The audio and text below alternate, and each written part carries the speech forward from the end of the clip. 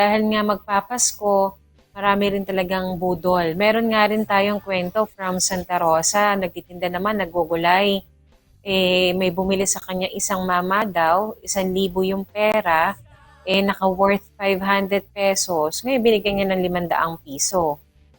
O, pagbalik na isinusoli, hindi na din daw yung hindi na din, parang nalito na rin yung nagtitinda, ibinalik yung pinamili, hindi binigay sa kanya yung 500 piso na suklingan nung pero siya nagbigay ng another 1,000. So, ibig sabihin, ang napunta na kay Manong na di umani ng loko is 1,500 pesos. Siya, nalugi siya ng 500 1,000 bale, no? Ang kanyang Oo. nalugi. So, yun po ang dapat po mag-ingat din po tayo lalo sa mga nagtitinda ngayon, lalo na tingnan po ninyo mabuti ang inyong mga binabayad. Baka mamaya fake na.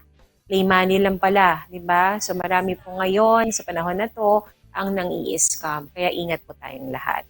Mahalaga din po ang presence of mind sa ating mga tindera, lalo na po, dagsa po ang magiging mga customer po natin dahil magpapasko nga po. So, marami talaga sa araw-araw natin transaction sa mga customers natin. Minsan talaga medyo malilito ka, lalo na pagkadagsa. Pero, yun nga po, sana sa presence of mind. And very important din na magkaroon ng CCTV, Miss Shane, para nang sa ganun ay kapag nagkaroon ng insidenteng ganyan, madaling ma-review, mai-report sa pulisya nang sa ganun ay hindi na maulit o siya ay maban na ba sa ibang mga lugar.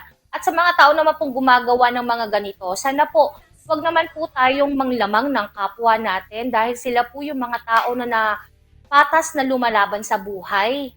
Kaya sana din po, patas din po kayong makipaglaban sa buhay. Mahirap po ang buhay, oo. Pero hindi po natin, kapwa natin Pilipino, yung dapat nating gulangan. Ano po, ano man po yung hirap na dinaranas ng bawat isa, pagsusumikap po ang kinakailangan, ang solusyon, hindi po ang panggagancho o lalamang po sa kapwa. Bawal man lamang sa kapwa.